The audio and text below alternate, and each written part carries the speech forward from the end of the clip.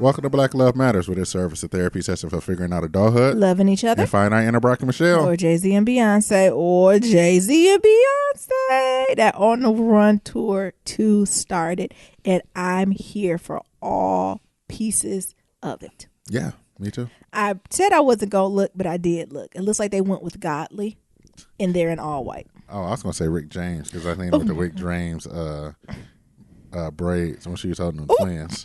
There was a little Rick Jamesy. It was very nope, I'm not even gonna say that, but it was everything, right? Come on, is Jay-Z and Beyonce, like, every time they go on tour, is this gonna be their thing? Like, you know what I'm saying? So every like 5 to 6 years or 10 years, so like in 20 years it's gonna be like On the Run 7, Probably. and that's just the thing when they need to make a quick when they need to go buy another island, they just do another tour. Quick billion. when they just need to buy another country real quick, they just go ahead and do a quick tour. Right. But it's something about that, right? Like teaming up together, making this money, and like working, and your family can go with you. Like, I know they bust their butt, right? But it's something beautiful about that, to have that freedom to really do what you love. Like, I wonder what that feels like. And make the money. I do what I love. Don't get me wrong. Look, thank you, Lord. Thank you, Jesus. I appreciate where I'm at in Silicon Valley, but I'm not making Jay-Z and Beyonce type money or have Jay-Z and Beyonce type freedom. It's like when you do the podcast. Oh. Who's you?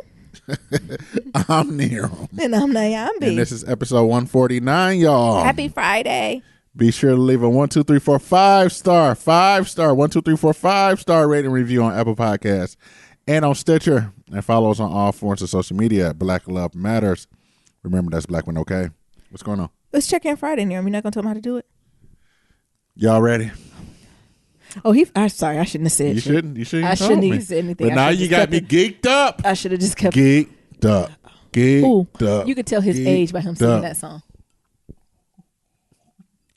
Take Kids out your born in 95 don't know about Geeked Up. They don't know about Geeked. Man, y'all ain't lived until you heard. And the remix with Jeezy. Yes. Y'all ain't heard that. Who's on it? Fabo, Jeezy, and who else? That's it. The what?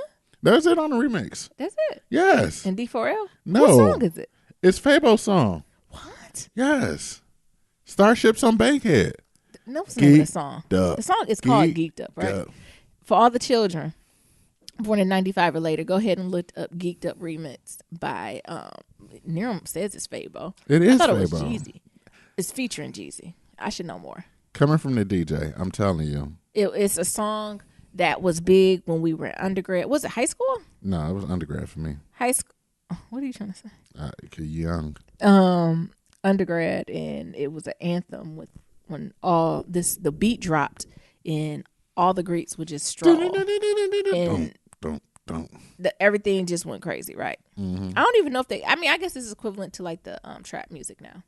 But this is it's bass heavy. It's super big. Are you looking for it? Yeah, it was, but I'm pretty sure it's not on Apple Music. No, it ain't on Apple Music. You're going to have to go to YouTube for that one. Yeah, I'm going to go to YouTube. That's probably still on CD, a scratch CD with some permanent marker. I got it in my DJ stuff. When's the last time you DJ'd and played that? Did that still get lit, or is that just whack us? Is that like a Midwest Southern thing? No, it still bangs. What's the crowd that get lit off that? Shit, Us. 30 and up. Oh my God. And then get out of breath after they start singing it, right? Yep. Oh my God, that's too that song used. It's a few songs that used to bang, right when it came out. Yeah, you really playing this song? Oh, it sound old. Metro Boomin will be disappointed with this beat. You know it's good when niggas start talking shit at the beginning. The intro. I'm hide in the motherfucker right now. Right now. So many gunshots. Oh my God, them gunshots. Yes. Now I see my parents talk about. What the hell is you listening to? First of all, I'm saying, it's a good song when they start talking shit at the beginning. Yeah, nigga, turn my headphones up. You know that go back to the old school like blues music when this song just be playing and they be talking shit in the background. Yeah, my old lady done left me, and now we're gonna do this. Or what is it, woman to woman? Barbara, This is Shirley. Shirley, this is Barbara. I'm not gonna cut a fool on you. I'm just gonna let you know what it is. What a TI is. Us blacks are known for a good intro or a nice mid on the song where we just break out talking shit.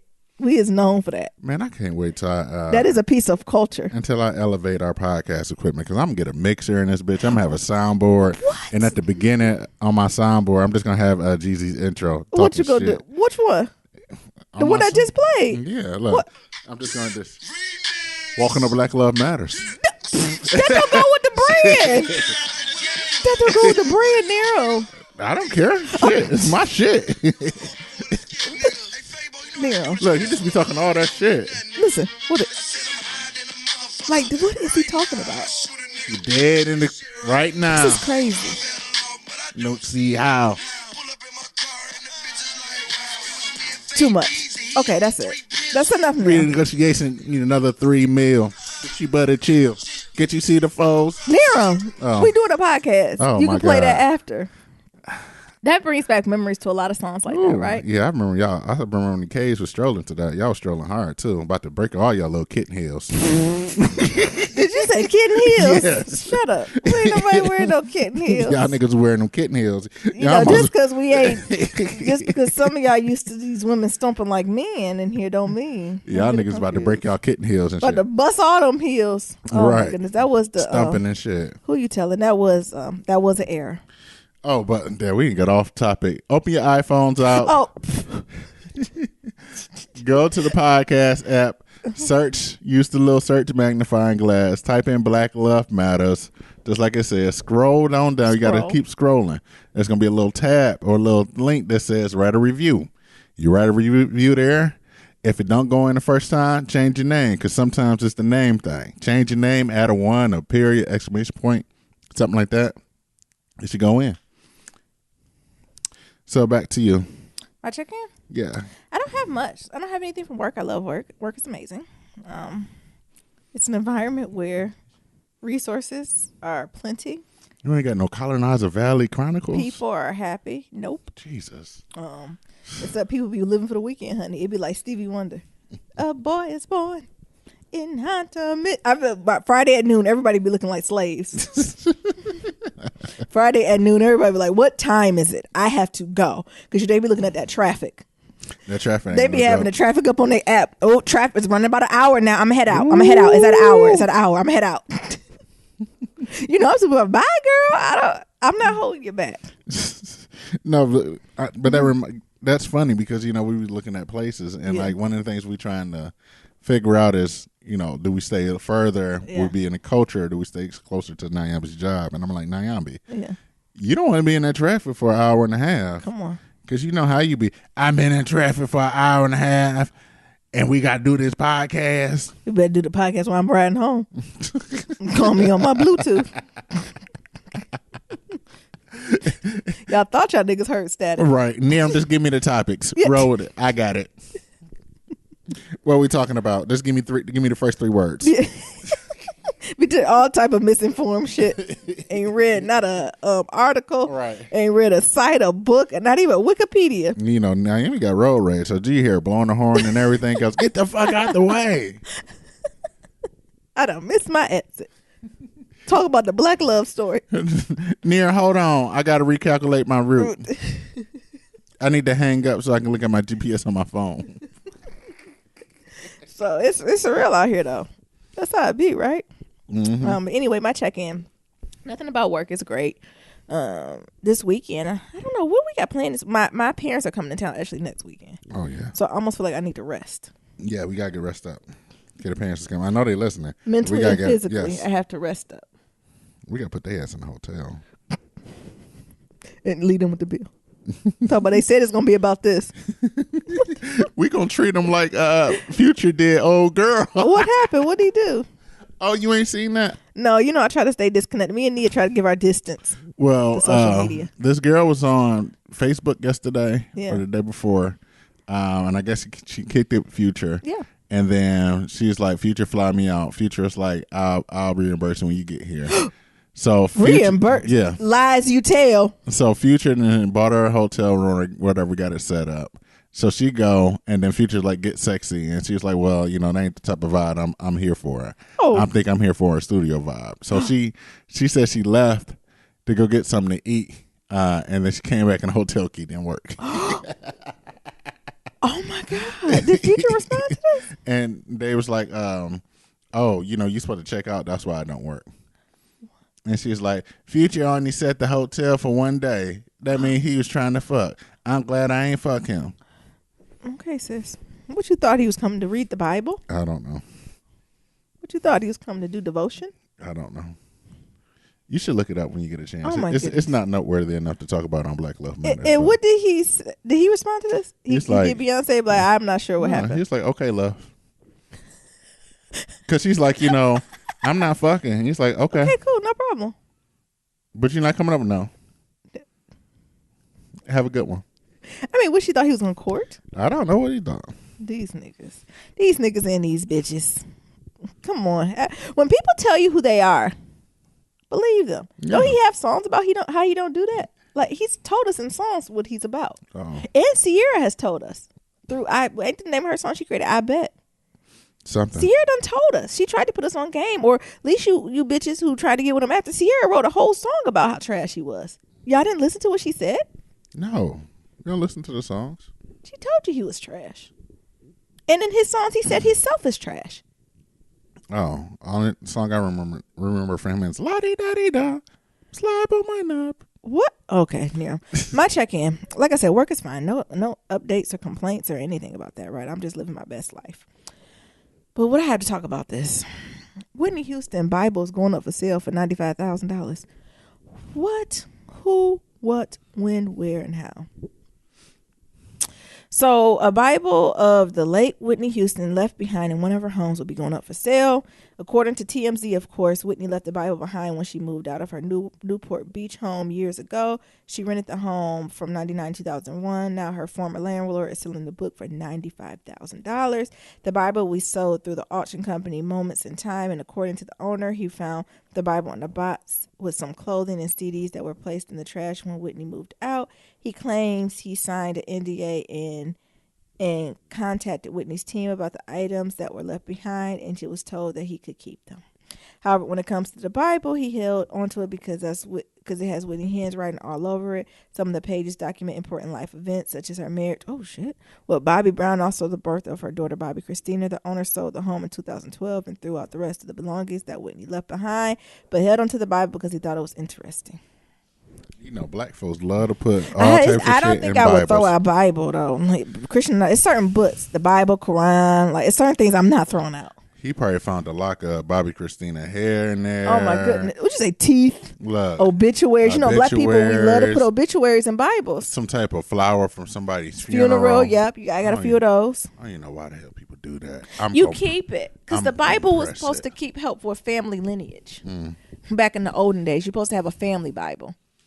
In a family Bible, that's where you keep, like you said, the obituaries, wedding programs, memories of folks, and the idea is that you pass it down generation to generation. It ain't supposed to just be a little green Bible to hand out at Popeyes. Oh. It's supposed to be like a nice, substantial, leather-bound Bible, not the little King James ones you get from the store, like a really nice one. You probably find birth certificates in it. I mean, I don't know if you're supposed to get no birth certificate in the Bible, but I do hear obituaries and wedding certificates. Wedding programs. Somebody's social security card. Shut up. Keep it close to the Lord. But $95,000. I don't know. And Whitney loved the Lord too, honey. I just don't. I'd be like, I think I might have to take the L on that one and just get that on the sissy.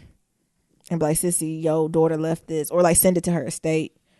Somebody like it's just I don't think I want to throw away, and I don't think I want to make no profit of it. People sometimes can't we just leave well enough alone? Like even with Kanye, old interesting self. Who didn't was that his or was it Pusha T? What? Who was the picture of Whitney Houston's This bath? Pusha T album. What was the purpose of that? I don't know. Like, what did he say that had to do? What that got to do with anything? Like, let the dead rest. Yeah, let him. It's plenty of people with, I'm sure, interesting bathrooms they'll love to show. I would love to see 21 Savage bathroom, especially now that he's not with Amber Rose. Damn. It's a lot of these children, I'm sure, got just similar, if not worse, bathroom pictures than that. Mm-hmm. No. Yeah. It's just something disrespectful about it. And unnecessary. Right. Because I think about Pusha T. What does that have to do anything with his album? He a drug dealer. I don't know. We sell drugs. What? I think I even would rather him just, what happened to just the old school PowerPoint CD covers, Cash Money? You know what I'm talking about? Yes. Who's that? PowerPoint or what's that? No, What's that effect called? That was Microsoft. Paint? Microsoft Publisher. With the word art. Can we go back to that? Because this is getting niggas is getting too artsy and creative and getting borderline disrespectful. And then the words was always had diamonds in it. Can we just get back to that? Can we get back to it looked like a vision board. Let's get album covers that look like a vision board. These are all the things you wish. That ain't how the Cash Money was feel, because it be having them diamonds on it. It had a favorite car, it have a girl, it have a house on there. It was a vision board. Yeah. They was ahead of their time. Well, shit. Even Jay-Z's, that nigga was like, I was just in a jersey with a do-rag on sitting on the car. For the first 5 albums. I was gonna say first 10. He just got out of that, honey. He just hit a little creativity when he got with Kanye, I would say. All right, let me stop being silly. Speaking of Jay-Z, that's on the Run tour. They doing it, y'all. They snatching it.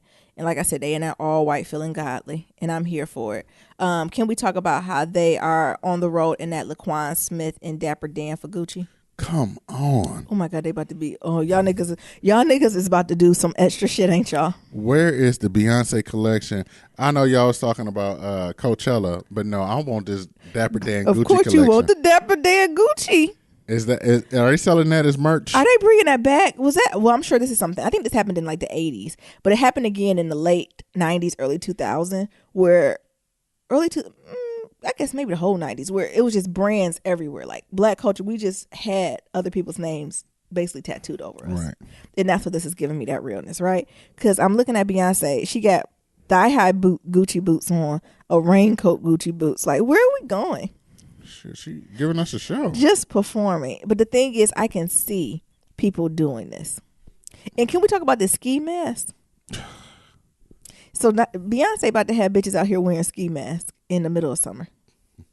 Looking stupid. Y'all can't be like Beyonce. But done got to jail. But y'all giving the police a reason. That's only for the stage, y'all. Don't talk about wearing that mask. Because I'm going to be I'm the new white woman. Hello? They're wearing ski masks. The niggas. The niggas. Then they gonna be Mima Nayabi. Right. Man, why did you call them niggas had ski masks on? It was diamond encrusted. It ain't cold. Shit, niggas had on a diamond encrusted. Ain't no mountains, ain't no ice mountains here. What you got the ski mask on for? Diamond encrusted ski mask. Too much near. Ain't never been nowhere, never seen nothing. Right. Oh my goodness. But shout out to that. I can't wait to see it. I'm trying not to watch too much because I want to see it in person. Are we buying tickets or what? Are they sold out? No, they ain't. No, niggas ain't falling for that anymore now. Them tickets don't get too high. No. I'm sure by the day it gets there it will be, but it's not. No. Nope. Also, the peak, they showed them babies, them twins. Ain't they cute? I forgot she had twins. Well, she hit y'all with the fake out with them other twins. I knew them babies were her. A little too much Jay-Z, not enough Beyonce in the first ones. What? It didn't even like Jay-Z. It looked like Nerim and Nyambi kids. Right. It looked like Nerim. This is Nerim Nyambi kids. I don't know if they was trolling y'all or what. But everybody, the twins, they look a little chunky. Yeah, I was like, I wasn't giving them the realness because honestly, everybody teases Jay-Z, but Beyonce got some strong ass genes too, right? Like I think that blue eye when she was a child looked just like her, right? Right. Scary like her. So I'm like, no, them genes way too strong for that. Like I said, them babies look like they was our children. Yeah. But nice at the end, they did show a clip of them with their vows renewal. I am so here for a vow renewal. I thought that was just me. I am so here for vow renewals. Like, I actually think vow renewals are more lit than actual weddings because they show the test of time. I'd rather give you my money now. It's a good investment.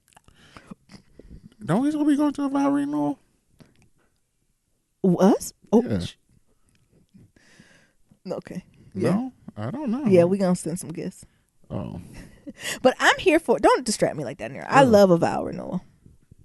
I think that's so special. Like, I think it's something so special about like the rededication of your love, especially when you have kids and you got some years under your belt, right? I think that is so heartfelt and beautiful, right? Yeah. Then they had their children there and something else I was going to say. When did Jay-Z and Beyonce find time to have vow renewal? I don't know. In between Coachella and this. And them children, them kids a certain age. I was like, this happened, what, last week? Yes. And they done got the PowerPoint editor to put it up there. You know Beyonce got a team. True. She only put out photos 3 at a time. Oh. Let y'all hoes know. I don't even know because I get the notifications. I be trying. I'm like, well, let me see if Beyonce did this. Let me see if I can do this for Black Love Matters. Let me see. See if I post 3 pictures at once. What happens? Nothing. What you thought was going to happen? I don't know. I was like, well, maybe if Beyonce must knowing that she must have got something with the algorithms or something. That shit ain't work. It probably just something that started like that, and then she just hung in there with it. That's all. The last thing I got is activist and educator Angela Davis' papers was acquired by Harvard University. So I'm very excited about that. So for almost 60 years, Angela Davis has been an iconic face of feminism in African American culture. Now her life and letters and images will be housed in Harvard University. They acquired her archive of, like I said, letters, papers, photos, basically everything to just trace her whole evolution as being the HNIC, right? Because she just kills it, right? Right. So her papers reflect 50 years of involvement in activist and scholarly collaboration, seeking to expand the reach of justice around the world. A statement that Davis said is, "I'm happy that the library, that they will join those of June Jordan, Patricia Williams, Pat Parker, and so many other women who have been advocates of social justice." So just shout out to that, right? Yeah. That might be the only reason I'm heading back to the East Coast. Yeah. To see that. But the thing is, supposed to forget about Angela Davis, like, she ain't done. No. Like, she's still a scholar. She's still keeping up the good fight. Damn. You know what? Right? I need to figure out if I still got that picture of me and Angela Davis. You got rid of that? No. It should be right next to the picture of me and my Angelo. Angelo. Yes. It should. Yes, I have met with Queen Angelo. Nah. And she was like, "Yes, beloved, stand straight. Yes, smile." I Nah. said, yes. Now you went shoe shopping with Maya Angelou. I've been shoe shopping with Maya Angelou. Yeah, maybe one day I'll tell y'all the story, but I have been shoe shopping with Maya Angelou. Angelou. I feel like I want to say it like Oprah. Angelou. And what I must say, this was years ago, like freshman year undergrad. And let's just say she was wearing red bottoms before Cardi B before it became a thing. And I had no idea what a red bottom was. And now that I look in the picture, I said, "Oh, she was shopping for red bottoms." To the one, she was like, "Beloved, help me with that shoe." Of course, ma'am. I lay on the ground. What do you need me to do? You want me to lay on the ground? And she laughed. That's what she laughed too. So what you want me to do? I was gonna catch a case that day. That's with my Angela. And me and Angela Davis was having a conversation of who Afro was the biggest. Oh my goodness. And isn't that great when you meet legends and like they live up to what it is? I think my biggest fear is always meeting legends, and it's like, womp womp, underrated, overrated. Have you ever met anyone and you're like, that was trash? Famous. And the thing is, I have low expectations. So for you to even it's not even hard to surpass them with Nayan because I know they're human, right? Right. But Jesus. I think I met DMC. Who is DMC? From Run DMC. Oh, Run DMC. Run DMC. Oh, and his name is DMC. I think his name DMC. Which one? Not the preacher. Not the one DJ. who passed away. No, the other guy. Wait, did 2 of them pass away? No. The skinny one? Yes, the skinny one. He's sick. Not Jam Master J. Okay. I think his name is DMC. I can't remember. Okay, well maybe that's why I didn't hit it off too well. So did you tell him the wrong name? No. How was it?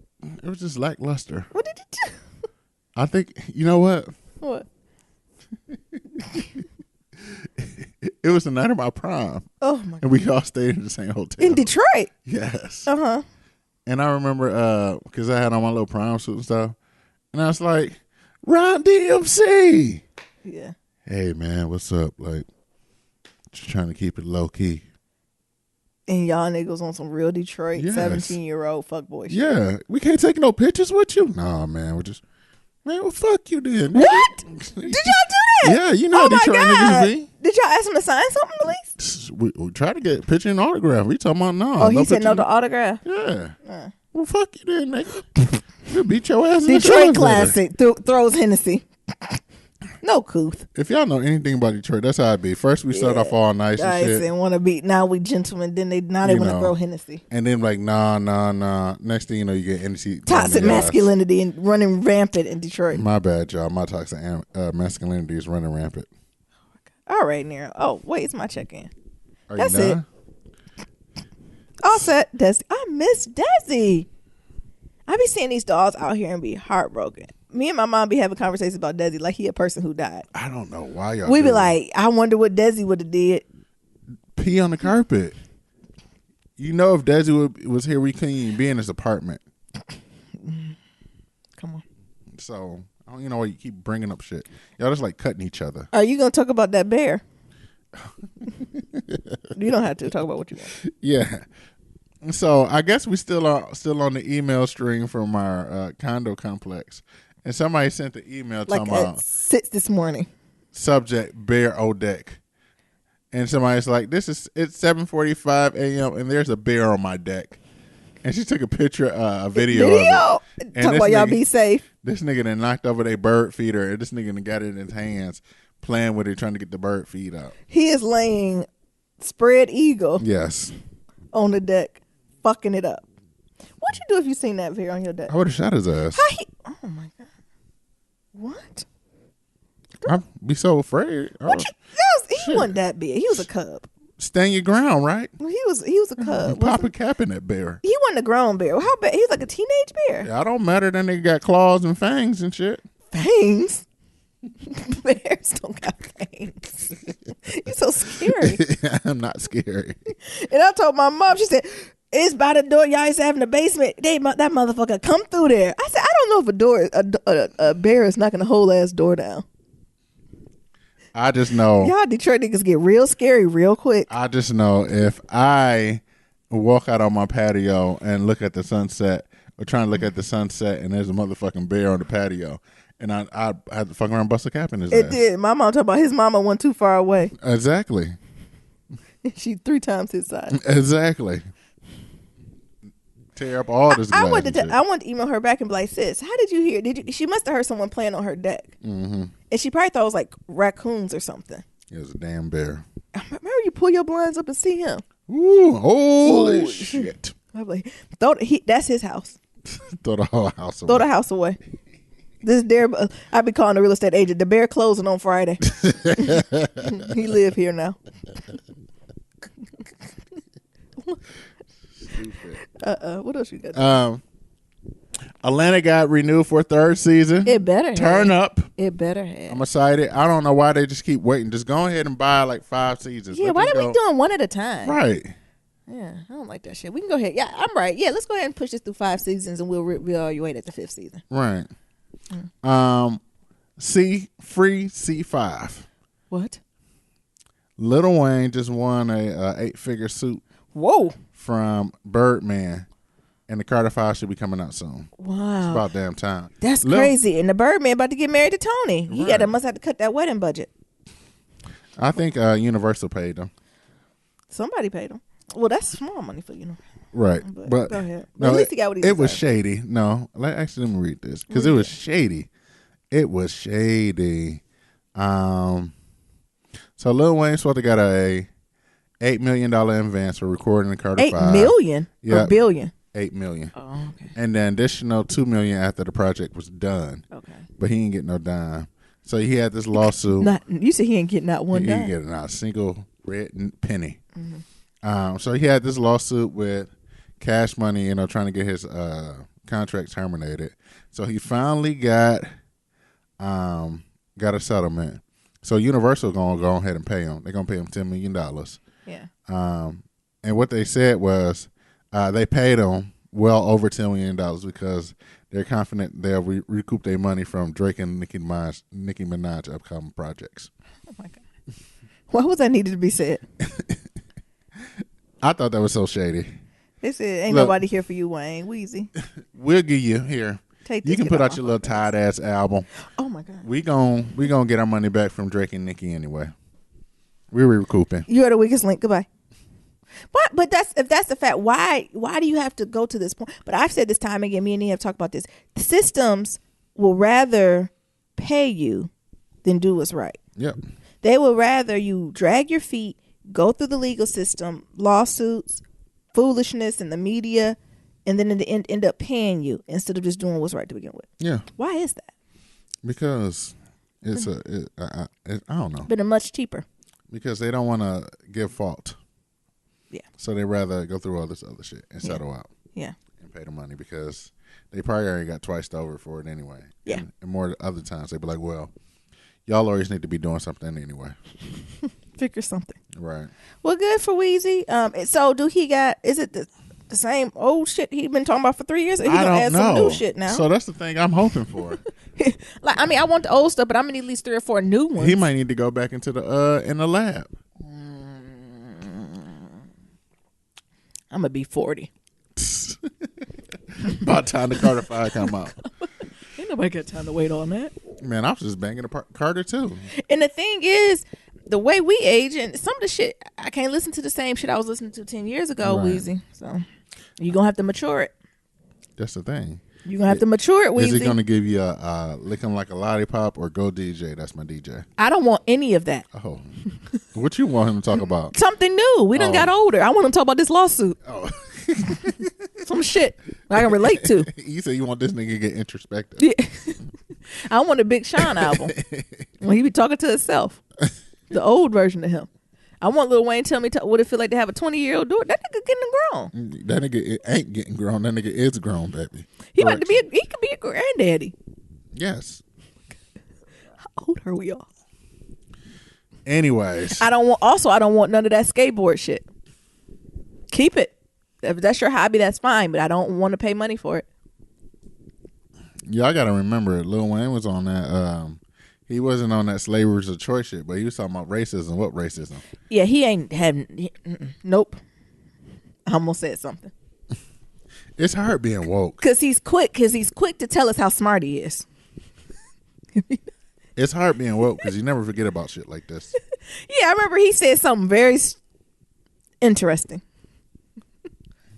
I remember that you made him say, sis, stick to the music. I remember he said something about all my bitches love me and some bullshit like that. Y'all remember that? It was With his baby mothers. Yeah. What was that? And it was almost like with Future with all them young women, princess queens lined up. Looking dumb. Not lining up for this shit. I'm dropping my child off with the nanny. I'm keeping it fucking moving. We are not sister wives. Goodbye. So that's what's going on with Weezy Wee. I'm excited. What's his name? Weezy Wee. Weezy Wee. Please say the baby. Probably not no more. That's what the other one. But you maybe some older version of The Block is Hot. The block is cold. The block is old. On the Block. Oh yeah, he could be on some Jay-Z financial shit. But what is he on? I don't know. Buy the block. Buy the block. I mean, shit, he probably don't spend so much money on lawyers.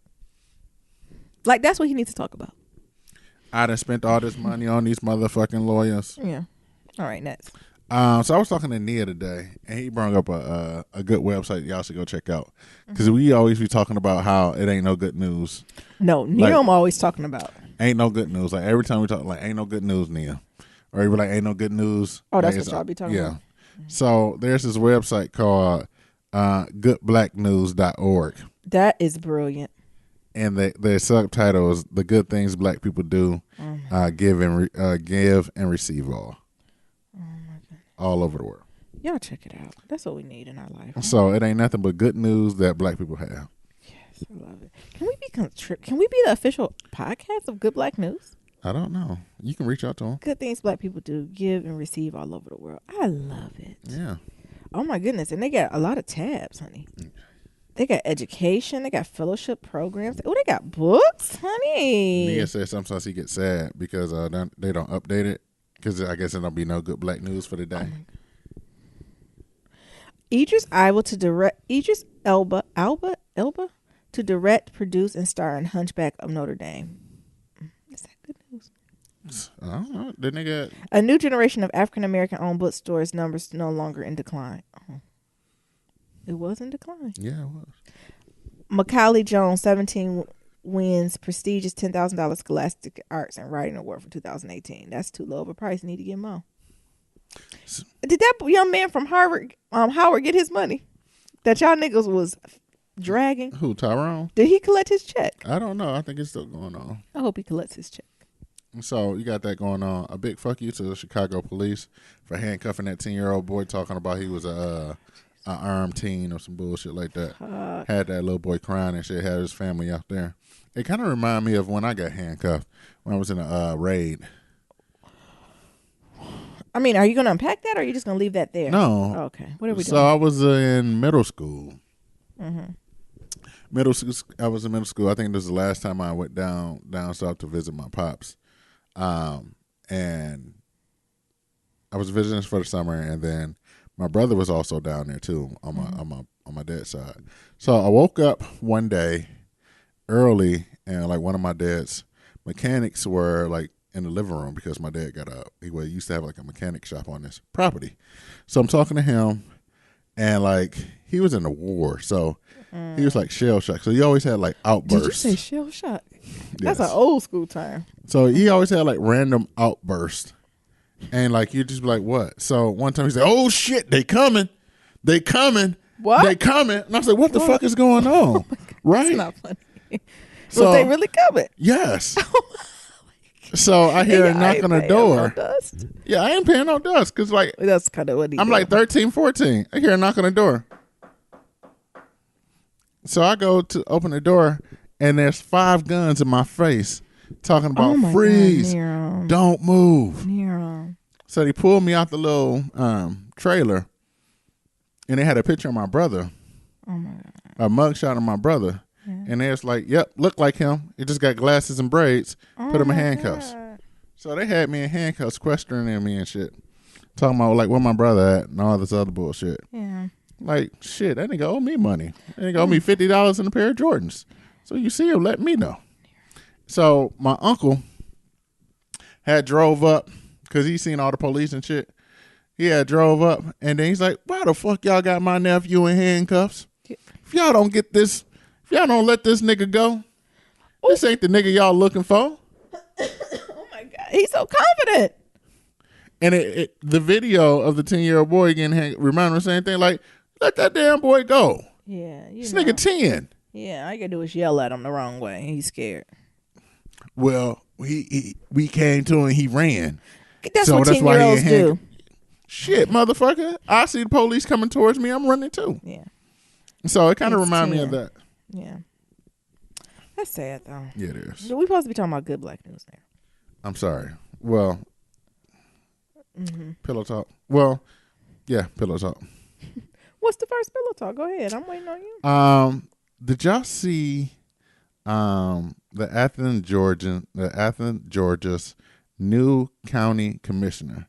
She took the oath of the office over the oath with an F, oath of the office with the autobiography of Malcolm X. Woo! Woo! What city was this in again? Athens, Georgia. Come on. I'm doing it with the readings of Baldwin. With the autobiography of Malcolm X. And you know how they like raise your right hand? She had the shit in a Black Power face. Oh my God. And I love her. I'm a fan. afro was fly. It was symmetrical. It was everything. It was blown out beautifully. I'm looking at it right now. Oh, Shout out to you, Mariah Parker. it give me chills looking at this. Can I get this frame? I know hating ass niggas. What they say? This is just Athens, Georgia. It ain't the whole state. So what, nigga? Can I have some joy? Who mad? Look at the comments. On the where? Look, you scroll down. Scroll on down. Yeah, she is District 2 County Commissioner for Athens, Clark County. This is not the state. So what? Can we be excited for her? I like this image. This is going up there. This image is going up there with Barack Obama bending his head down for that little black boy to rub his head so he can say, your hair is like mine. Oh my God. I love it. I love the symbolism. I'm for it. Congratulations. Yes. I love it. I love it too. And also we had to think about that. So when we get into places of power, we have to infuse our culture into it. Mm-hmm. Right? We have to, we always don't have to make the change to them. We can infuse ourselves into it. And also, her mama's on her side too. Her I see. mama That's was what I say. one Who's that holding woman on. next to her? That was her mama. Proud Her mama. Ooh, her mama about to explode. Ooh, just a proud mama right and mama there. looking good too. Don't got She is. but one wrinkle on her whole face. Right. One wrinkle, not even a wrinkle. Oh my God, I love this. Yeah, so y'all go check it out. Her name is Can you post this, Nero? Mariah Parker. Yeah, I'll take a picture of it. Yeah, post this, Nero. Oh my goodness, she do look like a young Angela Davis. Now. Yes. All right, next thing Oh, that I'm shit. excited about. Y'all can tell Nero did the episode. He going. Hey, I just go topic on topic. Colin Kaepernick lawyers is about to subpoena Donald Trump in the collusion case. Good for him. I mean, he ain't gonna get the subpoena, but the work that the lawyers are gonna have to go to avoid is gonna be amazing. The papers and the essays they're gonna have to write to get him out of this is gonna be brilliant. So, And I'm here for it. Colin Kaepernick and his legal team turned up the heat on his ongoing collusion case. His attorneys reportedly plan to subpoena President Donald Trump and Vice President Pence and any other person who has knowledge of the Trump agenda on protesting NFL players to testify in court on his collusion case. Yeah. So they say it appears that Donald Trump broke some federal laws by influencing NFL owners not to sign Colin Kaepernick, which we knew. Yes. So in a sworn deposition from the Cowboys owner Jerry Jones, he said that Trump told him, tell everybody in the NFL, you can't win this one. If this one lifts me. That's some bullshit like that. You said this one what? This one lifts me. Jesus. And then they got some other stuff talking about. So August 2016, Donald Trump went on a trip to Seattle and made a remark. I can't believe Donald Trump took his time to do this. It's not going to be a good thing if we go. Maybe he should find a country that works better for him. He did it. Even the thing is, even if he didn't do it consciously, right? Right. I don't know if Donald Trump set out to do this at the NFL, right? I think he was just talking shit, So and the boys picked up on it, right? Yeah. And they was having a hee boy talk, and this led to this. What else? They got the receipts. March 2007. Oh, I know they got the receipts. I know he did it. You're not duh. Mm-hmm. But I bet Donald Trump, I didn't think he was gonna get subpoenaed and thought he was in some collusion shit. He thought he was just having a conversation. Right. March 2017, Donald Trump meets with Robert Kraft, New England Patriots owner, and then afterwards he talk about y'all know that quarterback from San Francisco. I never heard of him, but he did it. They ain't gonna get him because they afraid of a nasty treat from me. Oh my God. It's a lot. They got tons of receipts. They got all types of shit. I know they do. About how Donald Trump was just pretty much part of this. Yes. I'm sure he was a part of it, and he didn't even realize he was a part of it. That's what I'm saying. The privilege is so strong. I'm going to say he knew what he was doing. Oh, you think he knew all Yes. the way? Absolutely. Yeah.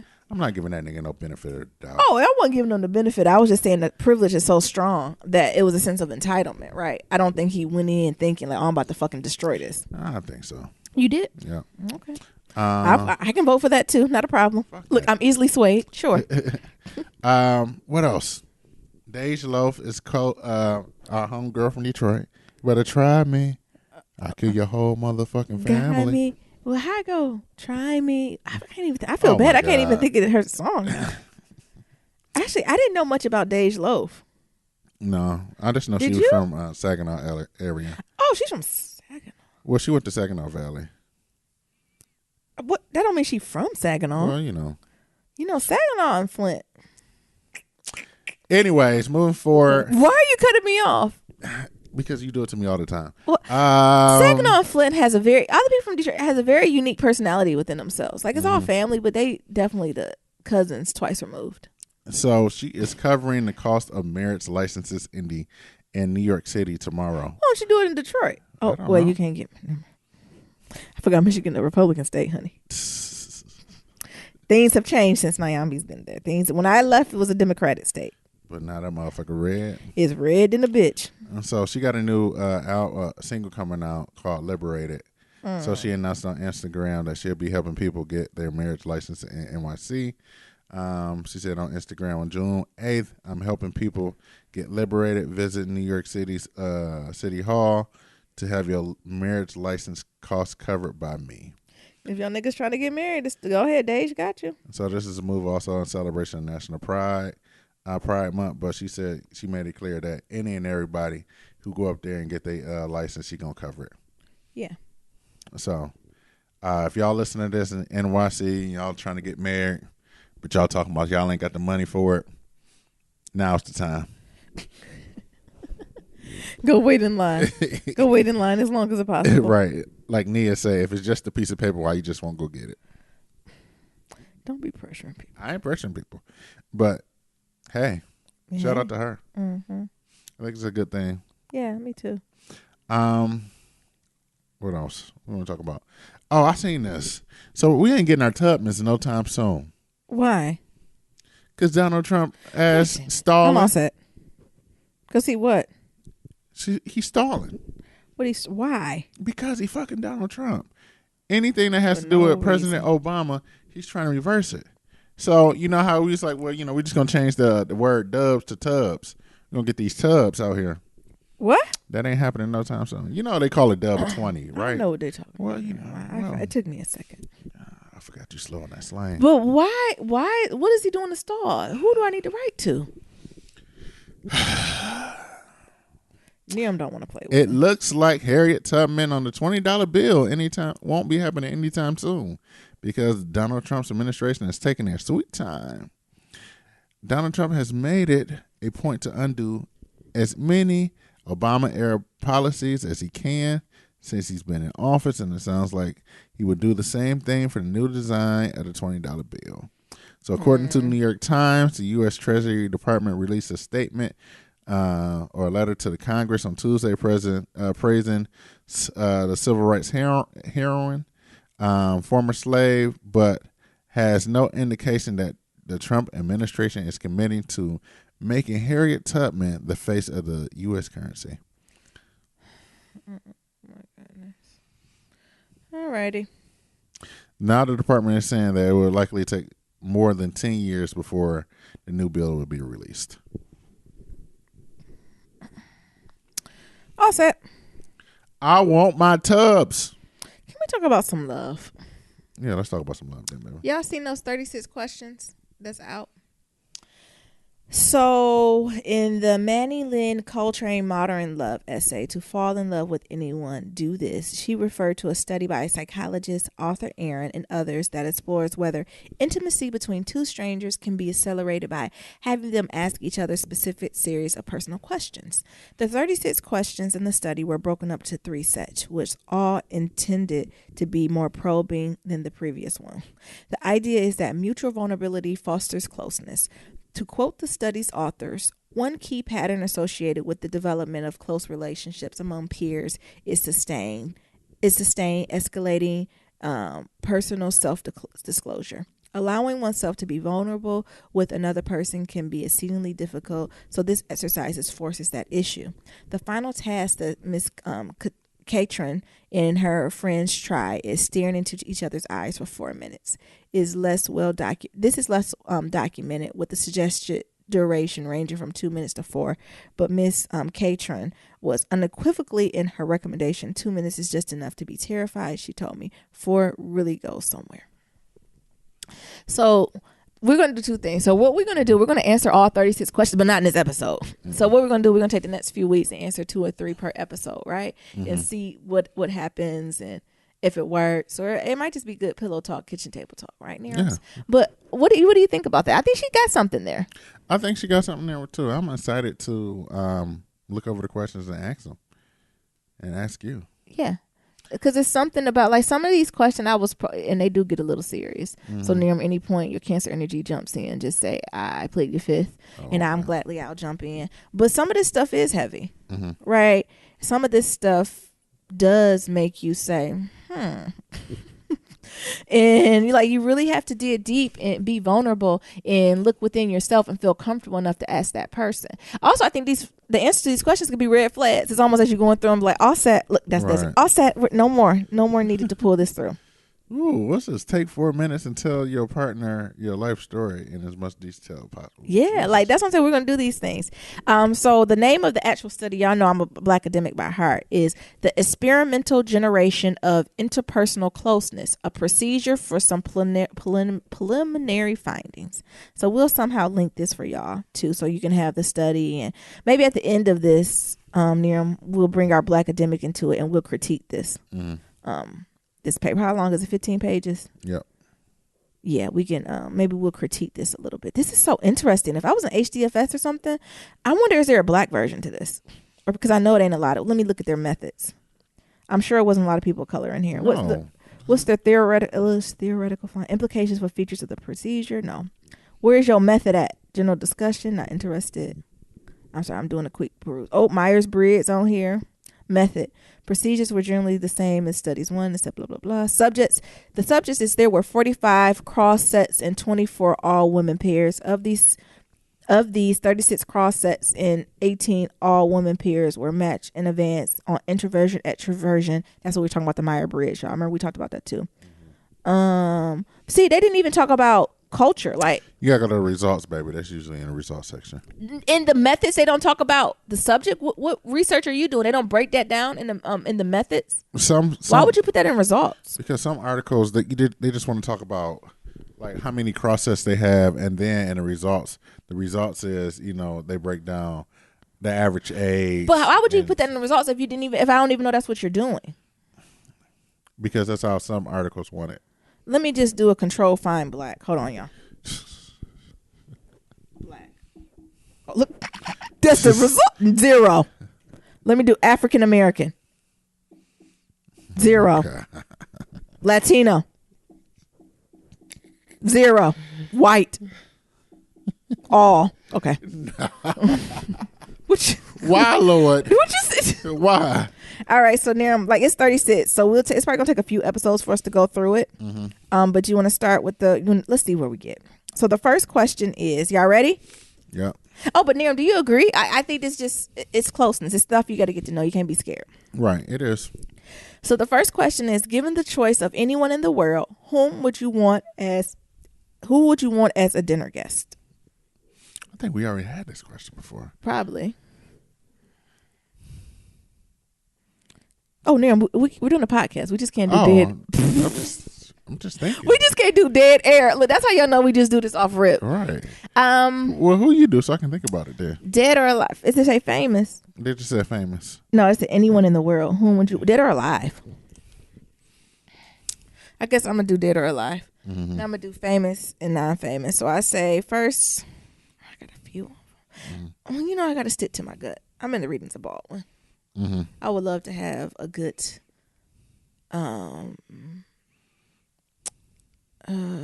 not dinner, wine date in the south of France with Baldwin. Okay. And just pick his brain and be like, what was you thinking, my nigga? Like, what was it like when you was kicking it with the niggerati? Like, what was y'all just doing? Like, how were y'all doing it when y'all was just living y'all best niggerati life? And for y'all who don't know who the niggerati is, Google it. It is a thing out. That's not a Nyambi world. The greats have put that into place. Also, I want to have a conversation about him going to Paris and like fucking white men. I also want to have a conversation. Was he top or bottom? I'm not asking that, Paul. I'm not going there. You crossed the line and now he gonna evaporate. He gonna be like, and poof, I'm gone. I'm gonna ask him about his thoughts on like sexuality and blackness now, and seeing, you know, the metamorphosis from when he was, you know, out as well. I don't know if he was out. What does he see as the difference? Right? Is the growth, and you know what I'm saying? Like, I'm just curious to really get some self-reflection. Like, it's almost like when I talk to MLK and being like, would you really feel like that Boondocks episode? What at the end, what did he say? Niggas. I'm going to Canada. Is that what he said at the end? Yes. So I think that's something I'm interested, family-wise. I think it's just talking to those who've passed away. So I would say both my grandmothers, just to be like, so now that I'm at this age and knowing what you knowing, thoughts? Or just about anything, right? The stuff that's going on. So you've been kind of peeping us for the last 10 to 15 years. Yeah. What you thinking? proud, indifferent, disappointed. Right. What? What do you think? Not surprised. What? Like, just to really pick their brain, right? Yeah. To say, what's going on? And may I add, like, these aren't going to be classy conversations. No. Like, I don't like when dinner. I don't want dinner. Like, I want cheap wine, right? Mm-hmm. For my grandmother, like, I want her to make the dinner, and I want us to have first drinks together. I don't think I've ever had a drink with my grandmothers. Mm-hmm. Actually, I don't know. Yeah, they probably both had a taste. Like, just what that would. I don't even know the drink of choice for my grandmothers. Like, just that. To get them a couple splashes in. Mm-hmm. To say, really, what you think about this? I asked about you. What you think of Nerums? Well, one of them is You already know what one of them said. kind of, right? No, you know it's different. Like, I feel like it's always an edit, right? We were always really transparent with each other, even in my younger age. So I can't imagine how transparent we'll be now that I'm grown. Right. Because I remember being like 17, like in my early 20s, and having some real loose talk with my grandma. What? So I can only imagine the level of shade and disrespect it would escalate to. What? Oh my God. What? I can only. I'm thinking about that one time we went to your grandma after she fake passed out. I don't know if everybody still knows that story. Oh, well, they about to know now. She gone now. You said she gone? Not you go come get you near. Go ahead. You gonna tell that story? I don't know if I told all my family. I think I've told my father. I don't even know if I told my mom this. You gonna tell the story? That grandma, so it was something that grandma acted like she fake passed out or something because everybody left her ass. Well, she was asleep. I don't know what was going on. I just know she everybody left her. She was definitely diva behavior. She was on 1,000. And she was pissed like, oh, y'all niggas gonna leave everybody me? leaving? Oh, I got something for that ass. Yeah. So I just got up on the floor. She said, I heard somebody coming. And they got ringing the doorbell. And I was walking the doorbell. And she's like, I ain't answering that. And she's like, I crawled to the floor. I just got on the floor and I just stood there. Closed my eyes and put my tongue out. I said, put your tongue out. And that's what I said. We was dying. And she said, I ain't gonna say which one of my aunt or uncles found her. And she said, this nigga was hollering to the Lord. She said to the point that she just had to start laughing. Not my mama. Jesus. Not my mama. She just could start shaking because she was like,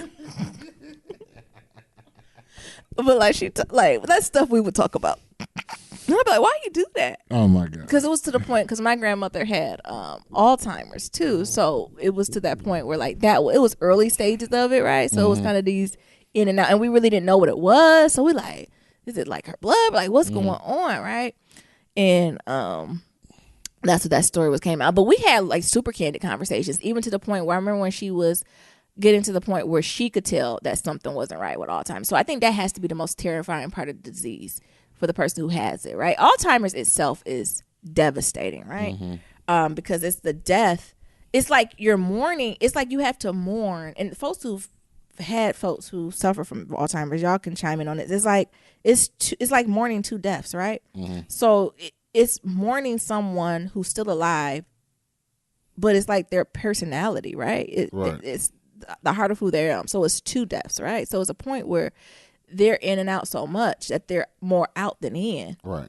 That they don't even know you, right? So that's a mourning there, but you're still going, and they looking at you like, I don't know who you are, right?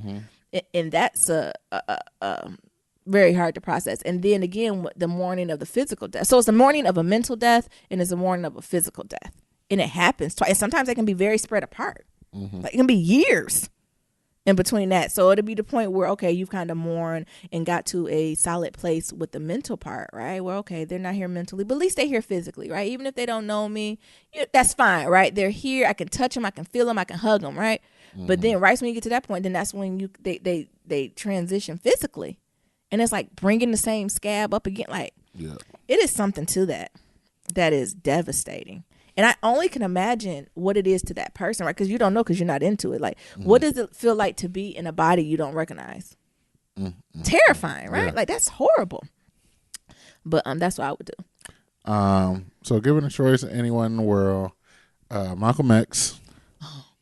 What era Malcolm X? Or just the whole man, right? At the end. Yeah. Okay. At the end. After he done been to Mecca and he seen all those white folks. He said he done been to Mecca. Yeah. He done came to terms. Yeah. He had to let the NOIs go. Yeah. So I would just love to have this lunch when I said, Brother Malcolm. Did you say Brother Malcolm? You gonna wear a nice bow tie? Yeah, I'm gonna wear a bow tie and Out of everything. respect. Yeah. You said everything. Yeah. Clean. You was Detroit red. Oh, okay. Don't be disrespectful. How was it slaying those white hoes? Oh my God.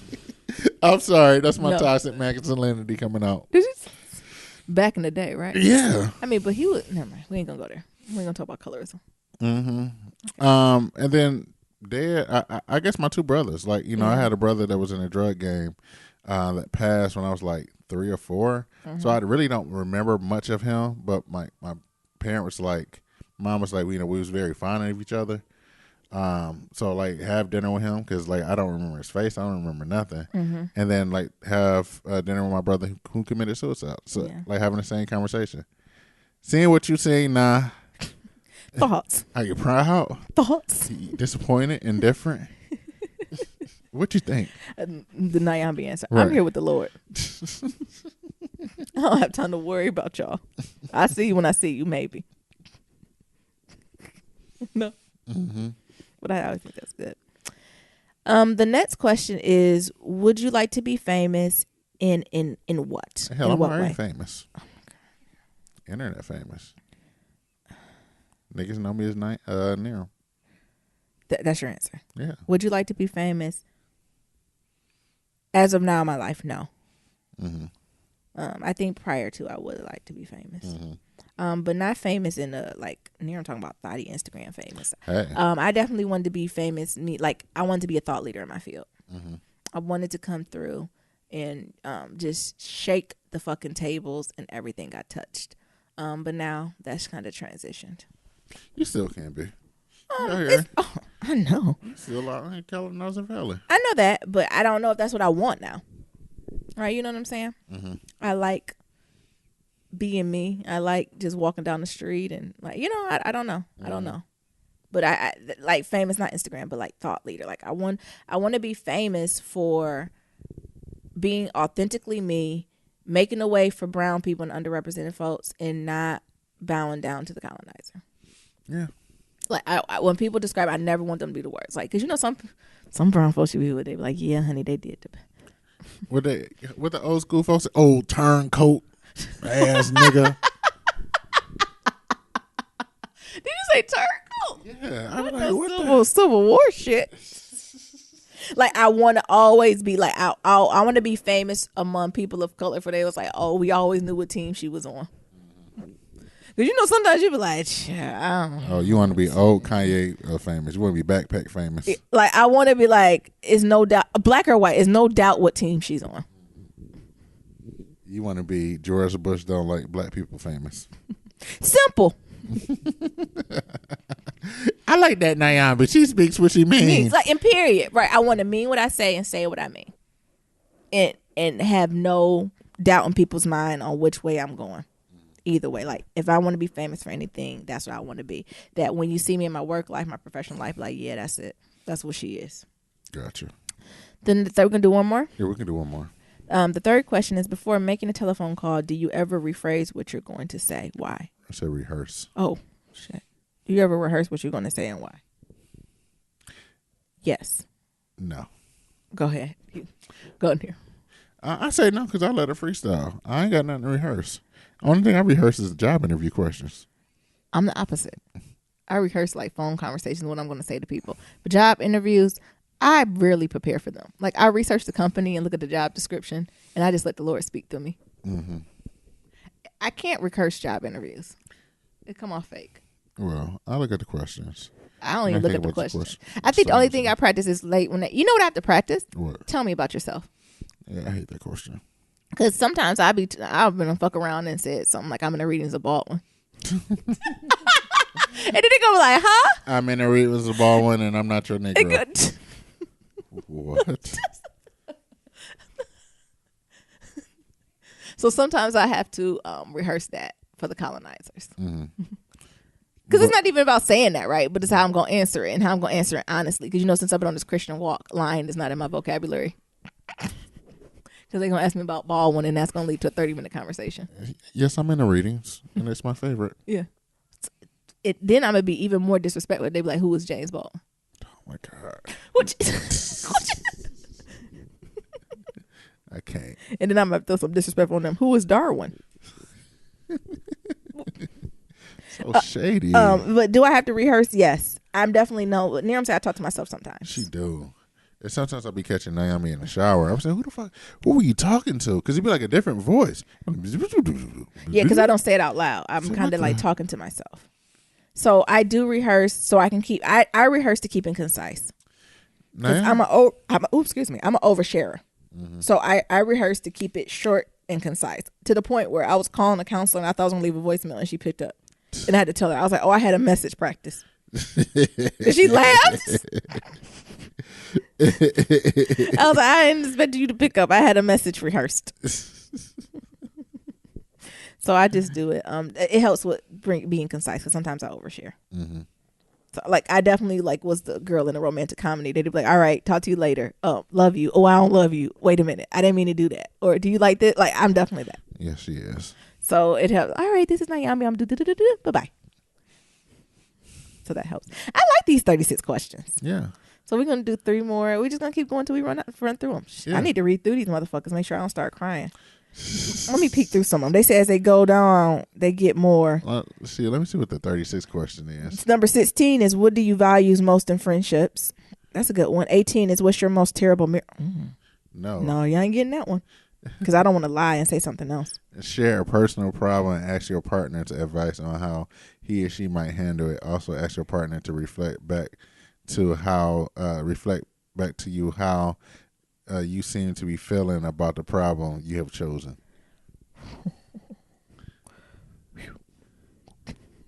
How about we reflect on a kitchen table talk? I don't know. 35. Of all the people in your family, whose death would you find most disturbing and why? What? You probably shared yours there. Just deep. But 34. Your house containing everything you own catches on fire.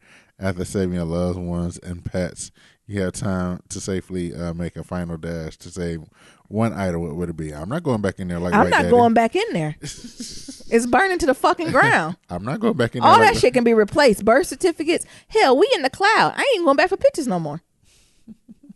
Keep all burn. All right, come on. We got to stop this. All right, it's Shout Out Friday. It is Shout Out Friday. All right. Be sure to leave a 1, 2, 3, 4, 5 star rating and review on Apple Podcasts and on Stitcher.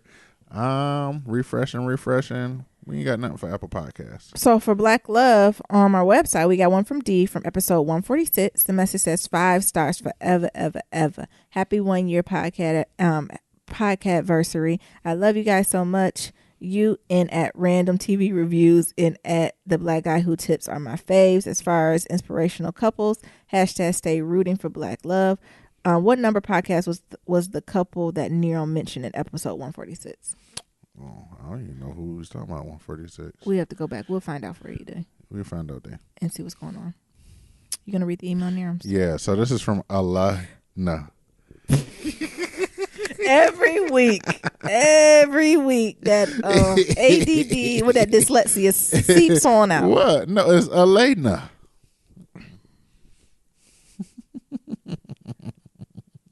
We get it. Why everybody telling us how to pronounce their names?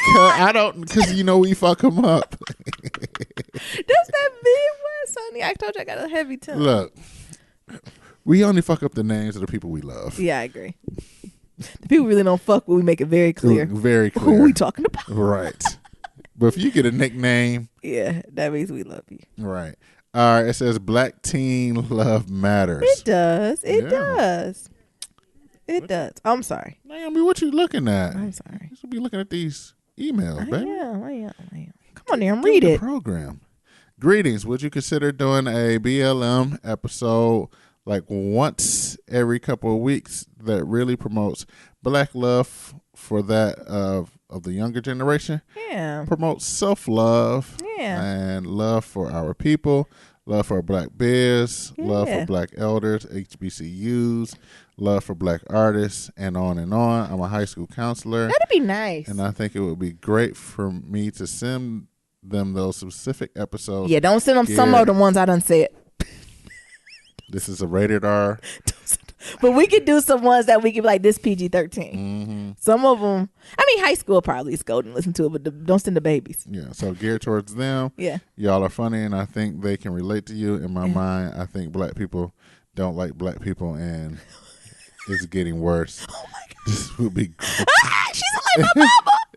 This would be great My to mama show like your niggas diversity just and sometimes range. can't be around niggas.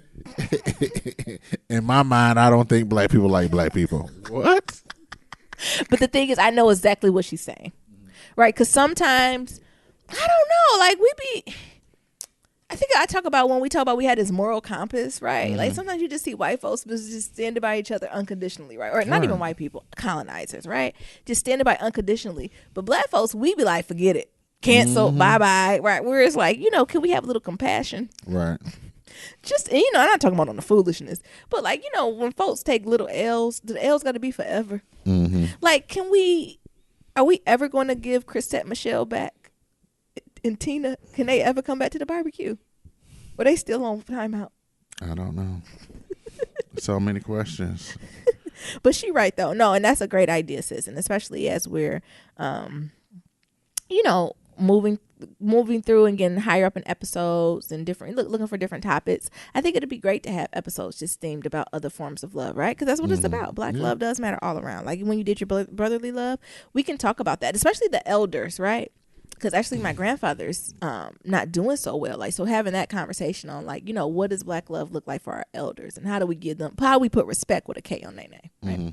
And really, truly, and do that. Yeah. So no, that's a great topic. And it's super, super amazing.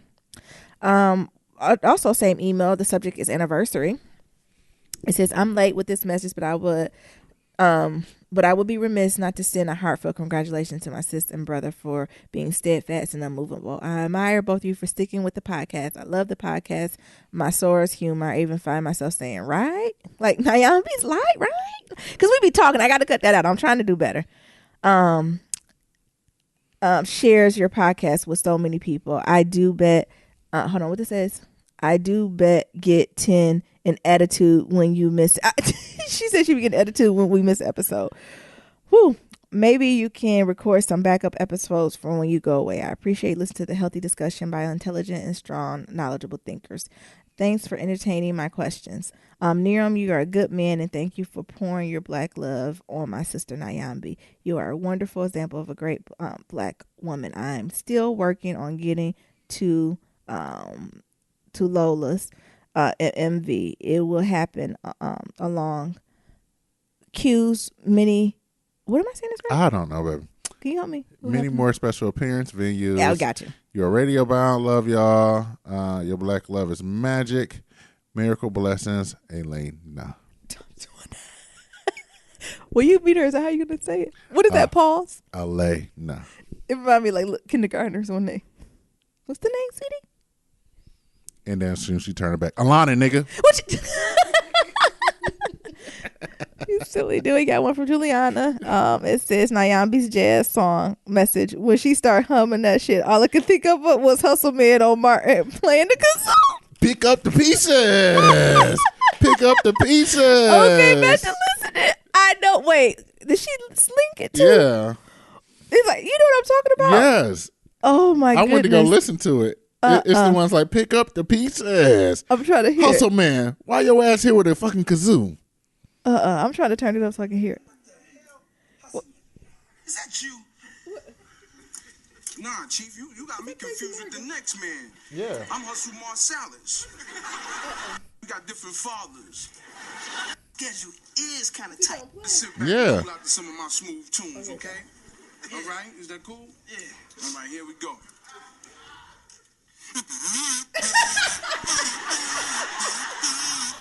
Pick up the pieces. Pick up the pieces. Oh my goodness. I have to find that episode. That's hilarious. You want to read the next one, Nero? How many more we got? One more. Go ahead, you read this. This is from. Why y'all keep doing this? Tavia. Tay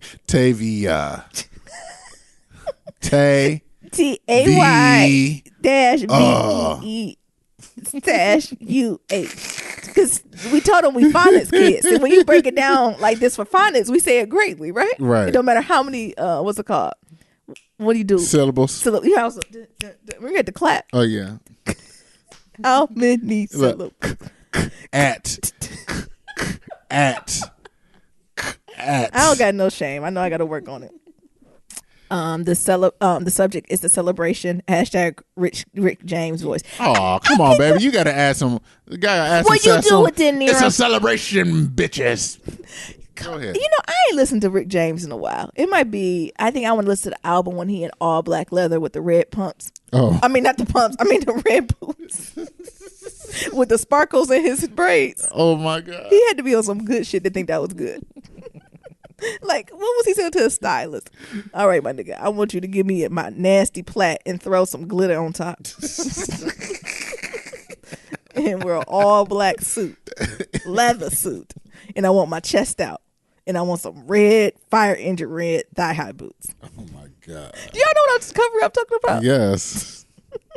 And I'm not doing that to Rick James. Anyway, Nerims and Nyambis, my brother from another mother and sister from another mister. Happy 1 year anniversary. I discovered the podcast shortly before the Thanksgiving holiday, still going back to the older episodes, but have been a faithful listener ever since. Though I missed the Bot Store Chronicles, I'm glad to hear that this new journey is the new journey you all are on, air quote, white ass Silicon Valley, and how things have come full circle. Nerum, keep applying with Queen Oprah for that late night talk show you mentioned previously. I would love to see the two of you expanding Black Love Matters platform. Nyambi, thank you for being so honest and open, especially when it comes to navigating among the crafties. LOL. My Leo heart smiles when I feel the energy from a kindred spirit. So I can say I've experienced a more recent joy outside of the 1990s. Thank you both for filling this Cubicle Warriors week with laughter while dropping gems. Much love. Tavia. Yeah, because I would say Tivia. That's why she put it out there. Because you know we good for slaughtering the name. Yes, thank you so much for appreciating. Because we just putting ourselves out there. Like, I'm just be saying, I just be talking about my life. All right. These ain't jokes. This is real life. This is real life. Who said that? Was that Eddie Murphy or Richard Pryor? Who be like, this ain't jokes. This just my life. Robin Williams, was it? It might have been Robin Williams. Was like, nigga, this ain't jokes. This ain't jokes. This is real life. Or maybe it was Kevin Hart, old little ass. The laugh to keep from crying. Yeah, probably. I agree. I would say the better part of the other year, I was definitely laughing to keep from crying, honey. Because when I look back in that journal, when I listen back to some of the episodes, I still can't believe I was at that bot store and went left and came back and went to that bot. Ain't nothing but God's glory that didn't stop me from having a nervous ass breakdown. Because it was crazy. It was crazy. Nero, have you thought about that for a second? Yes, baby. And working heavy ass hours, moving heavy ass boxes, right? To the point, I was staying slim and trim. I'm getting the Silicon Valley weight on me. You sure is. Am I? Yeah. You can tell. No, baby. I'm fucking with you. I'm just agreeing with what you say. Hit the voicemail. You about to get cussed out. We just had a bonding moment on the 36 questions, and I did feel a little closer to you. Well. And then you talking about, yeah, you getting big, honey. No, baby. Getting big. I'm trying to get thick like Beyonce. Hey, family. Hey. It's your girl, Candace, from the Metro D.C. area. Hey. I totally forgot to call yesterday. No Today's worries. my birthday. Hey, happy birthday. Number Happy birthday. Hold on, pause. 25. What the time? No, I don't think she said 25. I think she said 35. Okay. Well, Skype won't let me rewind, so. I had a song prepared and all that shit. But it's all right. I still had to give y'all a call. I had to pause the podcast I was listening to. I'm about to take these kids outside to the park. Yeah. But I'm just so happy that I started the podcast and that you've gotten to this hump, to this midlife mark. And I just look forward to all the wonderful talks to come. Love you, Sam. Bye. Love you too. Love and pro-black everything. I know that's right. She left another one too. Oh, nice. Hey, Niram Nyambi. It's Candace calling back. I just finished listening to the whole 1 year anniversary episode, and I'm sort of kind of wishing I can't get too hyped because these kids are taking a nap now. Don't wake them up. And I just wanted to leave another message and highlight some of my favorite stories. Okay, so Black Store Chronicles, that story about Logan a.k.a. Logan. I found it funny as hell because my son's middle name is Logan. And then Flower. Oh my God. The dog. Therapy dog, whatever the fuck it is. I don't know. And then when you kept talking about the dirty little white children. They're so dirty. Okay, my other podcast. Hotep Hogwarts had me dying, and when Nabi was going in on Black Academia. Let you guys know that I bought myself some merch for my birthday gift. Thank you. And y'all need to come to DC eventually. We just gonna keep putting it out there. Yes. Y'all can have y'all 5-10 years in colonize stuff. So y'all gotta come to the Black Mecca, as you call it. I know it is. All right. I want y'all to do a podcast about parenting, though. Okay. Because some of these parents, we ain't got no kids. I got some of the 2 cents on it. I'm just saying. All right. I love y'all. Bye. We don't got no kids. I definitely got 2 cents on it. Only 2. I got me and Nia. Maybe we can do the episode. Me and Nia always say we would be great co-parenting together. Look, I got a good 2 cents on parenting. We ain't got no kids, and we got a godson who barely want to talk to me every time I call him. What do you mean? That's independence. That nigga barely want to talk to me. I mean, he's all of what? We're not holding his attention. We're not really gonna hold his attention again until he's 15. Right. Until having grown conversation with him. Our job is just to be supportive, be there, have convos with him, and send him toys that make loud ass noise to get on his parents' nerves. Yeah, or but I don't think that's gonna be his energy, right? If he was really like on some fuck shit, it's our job to step in and be like, "Hey, you really fucking up." Yeah. But I don't think he ain't giving me that energy. Sometimes you can tell kids from they're young if they're gonna be on some fuck shit. Yeah, you can tell. You can really tell, like, oh, this nigga's gonna be trouble. But I don't. I got some friends kids. I'm like, oh, this nigga gonna be trouble.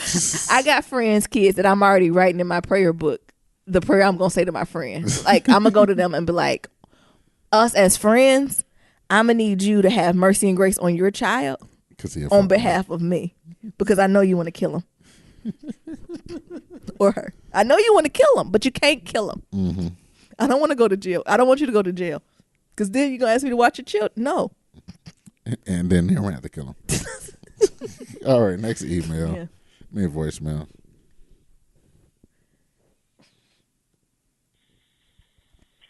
Do you know what today is? Yeah. It's your anniversary. Hey. Your anniversary. It's our anniversary. Hey, Nayambis. It's Heather again calling. Y'all done forgot who I was on the phone. Chocolate. When Nayambi answered on the way to the airport. It's okay. I know you guys have a lot of fans. Nayambi, I hope you are settling in Colonizer Valley with all the young tech gurus. And Niram, I know you can't wait to get there and spend time with your boo. I just want to congratulate you guys on 1 year. Yeah. And you know I'm always late, so I'm actually calling on today. I forgot to call last night before 8 o'clock. Sorry, I'm so sorry. No worries. But please forgive me. I did want to give you all that shout out. So it's been 1 year. We're 1 year stronger, 1 year blacker, honey. Crazy. 1 year just. I'm so appreciative to be able to listen to you guys every Monday, Wednesday, and Friday. Y'all keep me going, child. And I know it's your anniversary, and it's all about you guys, but I did want to just hint for Nayambi, if you haven't watched yet, check into The Handmaid's Tale. I didn't want to watch it because all the white women at my job were telling me to watch it, and I'm like, no, I ain't watching that stuff. But I tried it, and it's really triggering, especially for a black woman. I'm only on season 1, episode 2. Okay. But just try it out, Nayambi. You might like it. Other than that, I'll send you guys an email, and I'll put the 5-star review. And again, happy 1 year anniversary. Bye. Perfect. No, I heard that was really good. I was watching I read the book once. years ago, and I remember the book being good. I don't know why I didn't get into it. It's one of those TV shows I watch when I fall asleep. So I always end up on the first episode because old girl from Orange and New Black is in there. Yeah. Poussey. Yeah, Poussey is in there. Maybe we should tell about her acting name. I don't remember her name. You know her name? So I think it's good. And I even like that white girl that's the lead in there, though, right? She's always played. I feel like she used to play in them Lifetime movies to be on some real good shit, too. Right. Right? I don't know why I didn't. It's just one of them things that every time I go to do it. Also, I got to be in the mind frame because I already know it's going to be triggering as hell, right? Mm-hmm. So just being a woman and the way they cutting crazy, and I'm sure some dynamics between like black women, white women, and if it's not explicitly black and white, I'm sure it's some social economic, like, you know what I'm saying, some implicit and explicit shit that's going on that very much relates to today. Like, I know I'm going to be triggered by that, so I have to be in the right emotional space to do it. But I heard it was good, right? The book was good. It's good. Like I said, it's just one of those TV shows I just watch before I fall asleep. Yeah, because it just gives me that vibe. Like, well, I'm asleep now. Yeah. Because it's also one of them shows you can't watch passively. No. Like, you have to be really engaged in what's going on and catching up, like, you know, and catching those little things. So, no, I agree, sis. It's on my kind of to watch list, especially as summer kicking off. There's really no shows on. But I really haven't had time to watch a lot of TV. I don't even know why. You know, I was telling because I like TV. Like, I don't even hide. Like, I like watching TV. I don't try to be like one of them black woke folks. Be like, I don't watch the television and kill you. But I like a good hour sitcom. I like a good idiot box. Yeah, I ain't gonna lie. I do. What were you saying, Nero? Did this nigga yawn? Yes, I did. Sorry. I'm still adjusting to the time, y'all. So I'm sorry about yawning in y'all ear if y'all can hear me. And Naomi's looking at me crazy when I said I need to make a list of all the TV shows I need to watch this summer. It's getting harder for me to remember what shows I need to watch. And then it go the whole time and it be going off. Right. Like, wait a minute. It's like, damn, Queen Sugar gone? Damn, I wanted to watch that. Yeah, I agree. Yeah. But no, you're right, sis. All right, next voicemail. Oh, we got another one? Yeah, we got a bunch of folks came through with the voicemails this time. You know, Nichols was late. Hey, Nirm and Naomi, this is Red Baron calling. I know I'm late, but I'm calling to just congratulate you guys on one whole year. So many episodes, merch, and you guys just really keep going, and it's absolutely inspiring to see just how much joy you brought to my life and so many others, and that I just look forward to all of your episodes, and I just wait patiently for all of the new things that you bring to our attention. And an episode that I definitely reflect on, 106, is Black Love Day, when Naomi was telling us all about black love on Black History Month, and that really spoke to me, letting us know that, you know what, it's more than a month, that there's so much more going on, and that in our lives there's so much more going on, not just with black folks, but everybody. And that I just hope that you guys continue to grow, that more people come, and I look forward to everything that's next. And also, I'm looking forward to an episode from Naomi and her girlfriends. Yes, we're going to have to do I'm looking forward to that too. And congratulations on one whole year. Thank you. And for many more times coming. Thank you both so much. Perfect. Have a great time. Goodbye. Thank you. So sweet. Red Baron, what up, nigga? About to make me cry. Oh. Thank you. It means a lot. It do. It's funny because I talked to Red Baron the other day on Instagram because he had ordered some mugs, right? And it was like, Niram, I got my mugs, and I was like, yeah, what's up? He's like, all right, sit down, stay calm. I'm like, what, Red Baron? One of the mugs came broke. I said, what? Oh, hell no. Play that, honey. I'm about to call these niggas right now, Red Baron, get you another mug. Because we cubicle warriors, so our money is okay.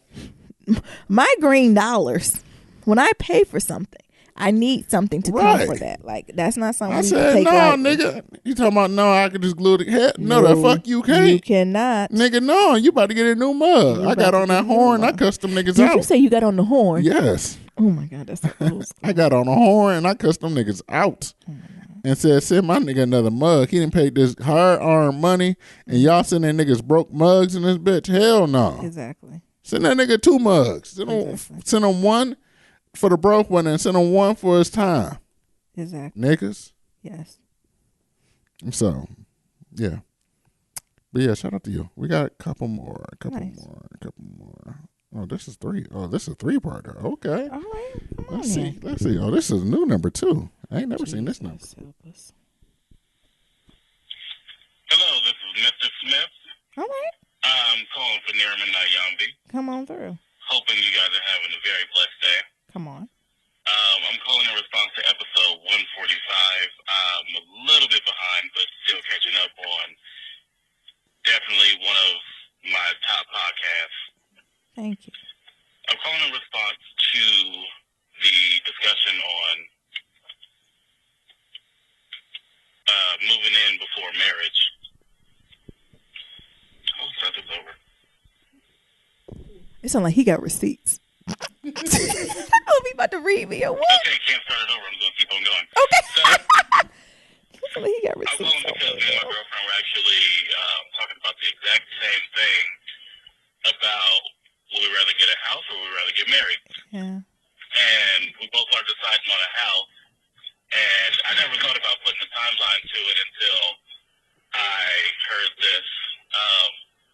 We're both getting out of situations where we're living with our parents, and we're both over an age where we would like to not be living with our parents anymore. We're both going through therapy right now. We're both going through our own issues, and trying to get out of those situations and hopefully making our situations better by just being together. I'm sure she's seen habits that she doesn't like in me, and I've definitely seen habits that are a little different than I'm used to, as I'm sure most couples kids have too. And it's just something that, moving forward and possibly moving together, that we're probably going to see in each other. And oh wait, look, I done got into it. My mouth open. Oh, you was listening? All right. Part 2 of the 3-parter.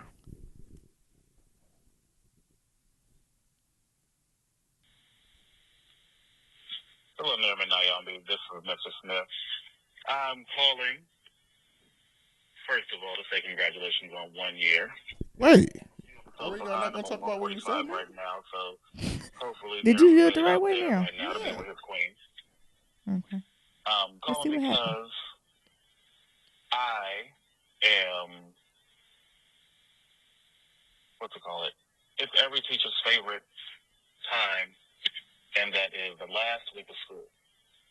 This year has been so stressful for me, honestly, working in a classroom that I'm not used to. First of all, it is a classroom full of disabled students. Not that that's a bad thing, because I actually love working with disabled students because I feel like people look down on them more often than anybody else. And I feel like that's just a generalization that's, very problematic to me. And number 2 has just been stressful because I have been kicked, I've been spit on, called every motherfucker in the book. Oh my God. Let's see. Kid tried to commit suicide. Other kids threatened to commit suicide. And it's just been a very stressful year, and I'm still trying to find self-care. Definitely. I'm also moving into a new job, working with autistic students very soon. And being a black man with this and another job and moving into a new job and seeing all the stuff that's going on in the media, I'm just really, Oh, wait. He got a story, honey. He do. I need a blog from him. He got one more. Mr. Smith, Skype cuts you off after 2 minutes. My bad, bro. I like this. Damn. I didn't. That's wrong with now. The damn thing hung up on me. That time we done got mad at the voicemail. This motherfucker see I'm talking. So basically, just trying to find self-care in the podcast has really helped with that. And I'm still looking for other ways as well. So y'all have a very blessed, have a good day. Yeah. And a good week. Exactly. No, it's real out here, right? I think that's what we were going to say. Everybody got a story. Everybody going through something. Right. And self-care is so important. You have to be, what you say, relentless with self-care and find it in any way, because folks will try to fuck out of you. You know what I'm saying? And make you ticky, boom, boom. So sure will. Keep finding your joy, brother. That's what you got to do. Yeah, keep finding it. Man, you talking about, you almost brought me back to when I was working at the juvenile center. And I had to work on the drug abuse pod. Them niggas used to cut crazy. You have to cut crazy, especially when they be like, Near, I'm going to commit suicide. You be like, fuck, now why you got us to go say that bullshit? Knowing they playing. That bullshit. Look, nigga, you really going to do it or what? No, because you know them niggas just be on some bullshit like, I'm going to commit suicide. Damn. He done fucked up my day. So now I got to call. Not your day. Look, supervisor to the pod. Not your day, Nero. Supervisor to the pod. These children said they're going to come sitting there and say, you don't mess my day up. Fuck. I got to write this down report. Yeah. What's going on there? This nigga said he want to commit suicide. We got to put him on suicide watch. Damn. What does suicide watch entail? So suicide watch means that we got to take everything out their bunk, out their room. So they can't have nothing in there but their mattress pad. They can't have no pillowcase, no covers. Yeah. They have mattress pad and a pillow. Yeah. No pillowcase. And then they had to take off their jumper. Yeah. Because they had like how the mechanic suits are. Yeah. So they had one of those on, and they take it off, and you got to put on this like Velcro strappy thing and Velcro underwear. Yeah. So if they try to like commit suicide, like try to hang themselves, it's all Velcro, so it's just gonna fall apart. Wow. And then like somebody has to like sit and watch them 24 hours until we get the psychiatrist in. So, we was in the drug abuse pod. So these, some of these dudes came in and what I want to say, not relapse. Help me out. What you mean? Like the drug, like withdrawals? These niggas having withdrawals and shit. So, it'd be so bad. They'd be like, man, I'm going to kill myself. Yeah. So you had to go through that shit. I'm like, come on, man. Mm-hmm. You know these niggas playing, but you got to follow protocol because you don't play around with that shit. Especially when you're in a state-funded institute. Yeah. I'm playing around with that bullshit. So I'd be like, come on, man. Exactly. All right, one last voicemail.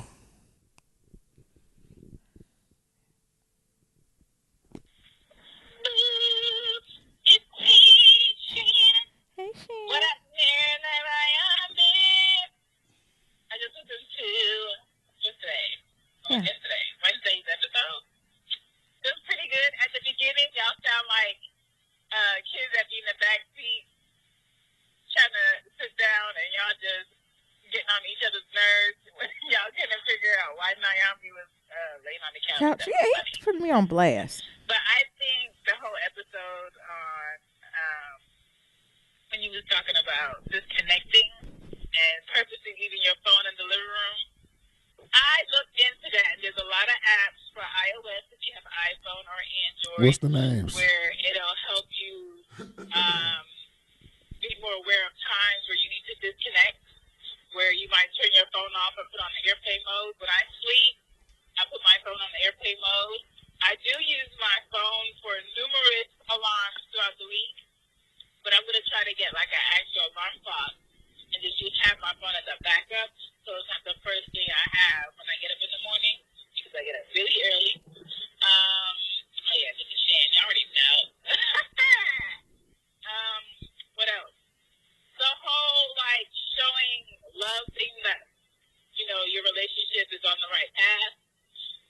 A lot of men may come off like, they show their love through providing. That's cool and everything, but take time to give time to the person you're with through talking in the bed or purposely going out your way to do things together and give updates about how you're feeling and vice versa. Be sure to do that. That's important too. I don't know a lot of women that do that, but we're very vocal about our feelings whenever we have them. But men, be like... Oh, wait, she got cut off. But Shan, though. She know. You said she already know the deal. Though. Yeah, see. Men be like, oh, I do care because I pay for this and this and this. I buy this and this and this. That's my way of showing love. I'm sorry. That's cool and everything. Thank you. But I need